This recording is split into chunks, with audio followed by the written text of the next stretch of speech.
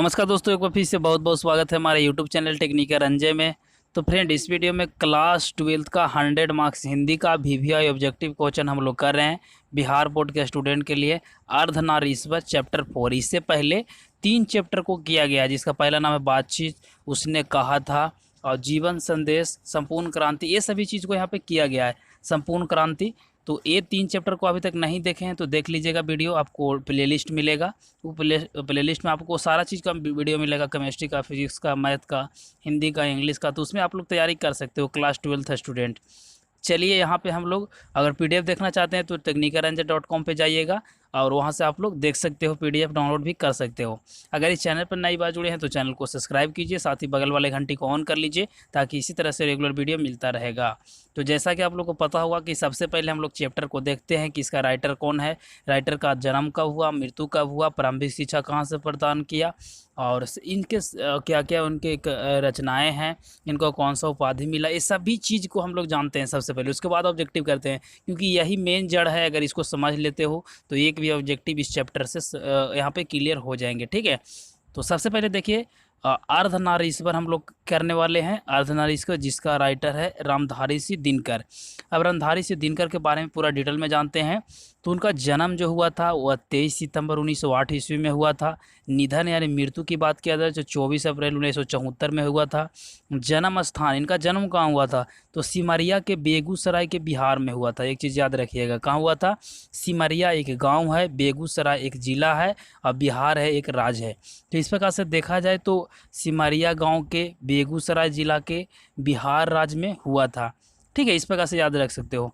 माता पिता का नाम, तो माता का नाम था मनरूप देवी और पिता का नाम रवि सिंह। पत्नी का नाम श्यामावती था, ये चीज़ भी याद रखिएगा। शिक्षा की बात किया जाए, सबसे पहले उन्होंने शिक्षा कहाँ से और कैसे प्राप्त किए, तो प्रारंभिक शिक्षा जो आसपास यहाँ पे प्राप्त किए 1928 में मोकामा घाट रेलवे हाई स्कूल में मैट्रिक, 1932 में पटना कॉलेज में आर से उन्होंने पढ़ाई की तैयारी की। ठीक है, और इसके बारे में ज़्यादा तो हम लोग कुछ भी नहीं जानने का कोशिश करेंगे, क्योंकि ये ज़्यादा इंपॉर्टेंट चीज़ नहीं है। जो इंपॉर्टेंट है वही हम लोग जानने का कोशिश करेंगे। एक चीज़ और यहाँ पे जान लो कि इनका प्रमुख जो कवि है क्या क्या हो सकते हैं, एग्जाम में पूछे जा सकते हैं, तो ये भी आप लोग देख सकते हो। तो यहाँ पे काफ़ी सारे चीज़ों को इन्होंने लिखा है। काव्य कृतियाँ में प्रसंग, रेणुका, हुंकार, रसवंती, कुरुक्षेत्र, रश्मि रथी, नीलकुमुस, उर्वशी, इस प्रकार से कोमलता, करतीब, हारे को हरिनाम आदि। और यहाँ पे कृतियाँ गदखंड में भी लिखे हैं काफ़ी से। अर्धनारीश्वर हो गया, बलकट, यहाँ पे काव्य को भूमिका, दिनकर की डायरी, इस प्रकार से काफ़ी सारे चीज़ को लिखे हैं। सबसे इम्पोर्टेंट चीज़ इसमें से पूछा जाता है कि दिनकर जी वो कौन सा युग के कवि थे, तो दिनकर जी छायाव्योत्तर युग के कवि थे। ये याद रखिएगा, तो सबसे ज़्यादा इंपॉर्टेंट चीज़ है। भारत तेंदु युग के यहाँ पे भावधारा के महत्वपूर्ण एक कवि थे। चलिए, इतना अगर आप लोग ध्यान से अगर देख लिए हो, अब हम लोग ऑब्जेक्टिव क्वेश्चन को करते हैं। चलिए, एक एक ऑब्जेक्टिव को आप लोग ध्यान से देखिएगा और सभी को आंसर आप लोग कमेंट भी करते चलिए, ताकि आप लोग का भी रिवीजन हो सके। पहला ऑब्जेक्टिव पूछा जा रहा है कि रामधारी सिंह दिनकर की रचना है, तो रामधारी सिंह दिनकर जी के द्वारा कौन सी रचना को लिखा गया है। 4 ऑप्शन दिया गया है। पहला में है रोज, बी में है अर्धनारीश्वर, सी में है ओ सदानीरा, डी में है जूठन। पहला का सही उत्तर ऑप्शन नंबर बी हो जाएंगे, ओ क्या हो जाएंगे, अर्धनारीश्वर हो जाएंगे। तो फर्स्ट का सही उत्तर ऑप्शन नंबर बी हो जाएंगे। चलिए, दूसरा क्वेश्चन बोला जा रहा है कि दिनकर की पहली कविता किस पत्रिका में छपी थी। तो दिनकर जी का जो पहला जो यहाँ पे कविता था, किस पत्रिका में छपा था। प्रभा में, या माधुर में, या हुंकार में, या छात्र सहोदर में। तो क्या हो जाएंगे, 2 का सही उत्तर ऑप्शन नंबर डी हो जाएंगे। क्या हो जाएंगे, छात्र सहोदर में छपा था। सही उत्तर ऑप्शन नंबर क्या हो जाएंगे, डी हो जाएंगे। चलिए, 3 बोला जा रहा है कि दिनकर का जन्म कब हुआ था, यानी जो दिनकर जी थे उनका जन्म कब हुआ था। तो ध्यान से जो समरी कुछ देर पहले मैंने आप लोग बताया, अगर उसको ध्यान दिए होगे तो आप लोग को पता होगा। तो 3 का सही उत्तर ऑप्शन नंबर क्या हो जाएंगे, ए हो जाएंगे। 23 सितंबर 1908 ईस्वी को दिनकर जी का जन्म हुआ था।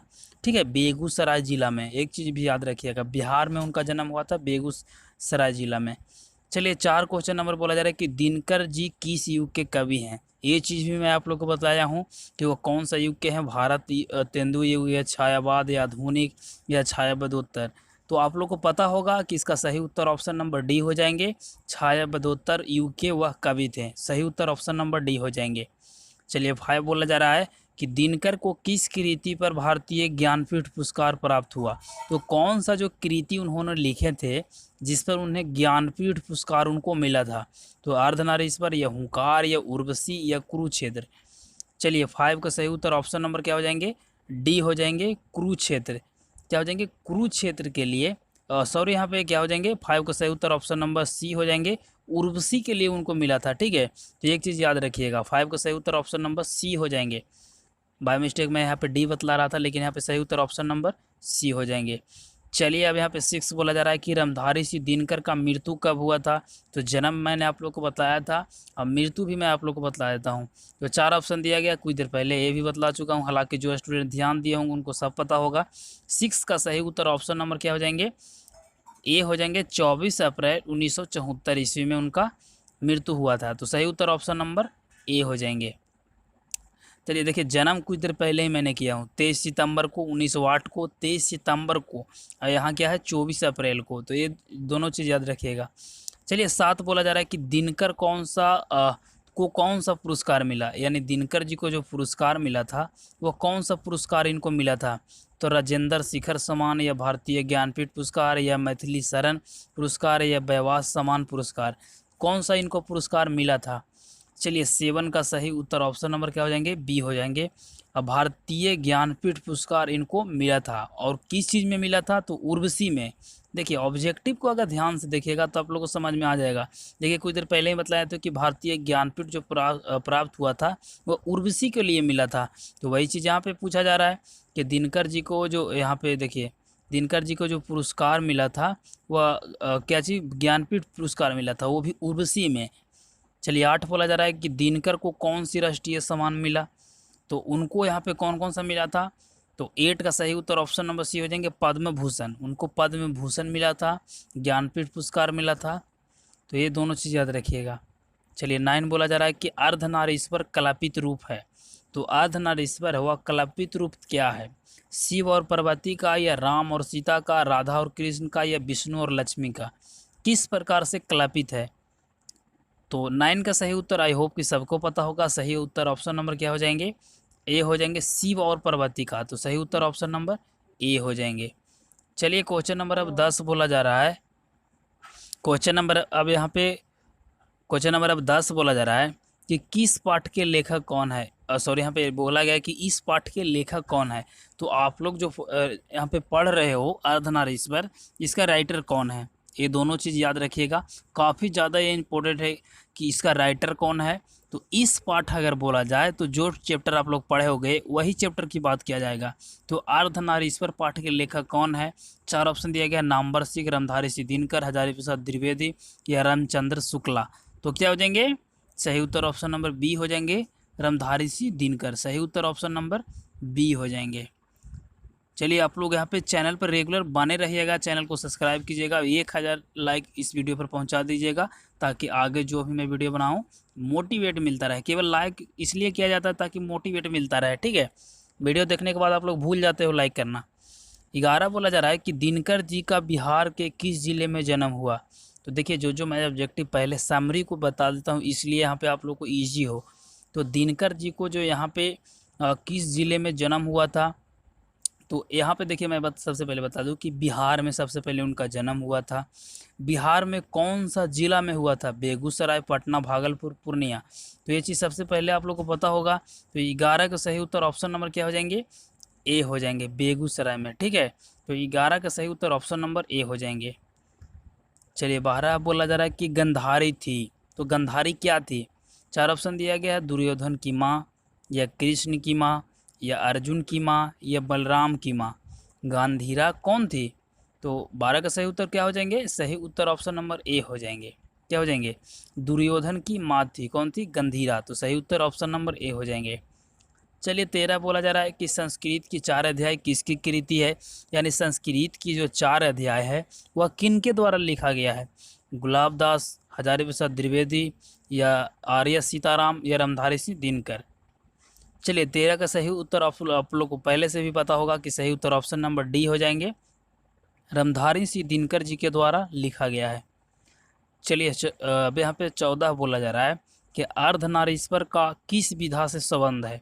जो अर्धनारीश्वर है वह कौन सी विधा से संबंध है, ये चीज़ सबसे ज़्यादा इम्पोर्टेंट है। सबसे ज़्यादा इम्पोर्टेंट क्या क्या हो सकते हैं, इसका राइटर कौन है, इनका जन्म कब हुआ, मृत्यु कब हुआ, और सबसे इम्पोर्टेंट चीज़ पूछा जाएगा कि मान लेते हैं कि अर्धनारीश्वर है वह क्या है, निबंध है या कहानी है या एकांकी है या व्यंग है। सबसे ज़्यादा इम्पोर्टेंट क्वेश्चन पूछे जाने वाले हैं। तो 14 का सही उत्तर ऑप्शन नंबर ए हो जाएंगे, निबंध है। चलिए 15 बोला जा रहा है कि दिनकर जी की पहली काव्य पुस्तक का नाम बतलाइए।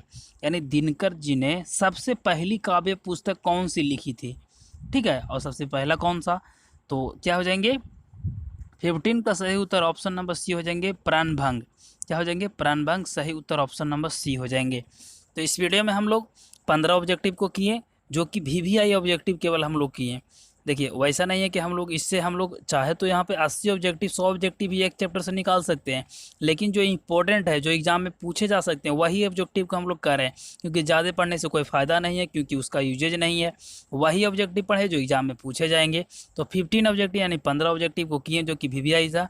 अगर इस तरह से सभी चैप्टर वाइज का अगर देखते आप लोग आ रहे होंगे तो अच्छी बात है, नहीं देखे होंगे तो यहाँ पे 4 वीडियो किया गया है, सॉरी यहाँ पे 3 वीडियो किया गया है, जिसका लिंक आपको डिस्क्रिप्शन में दे डालूंगा, वहाँ से आप लोग देख लेना, ठीक है।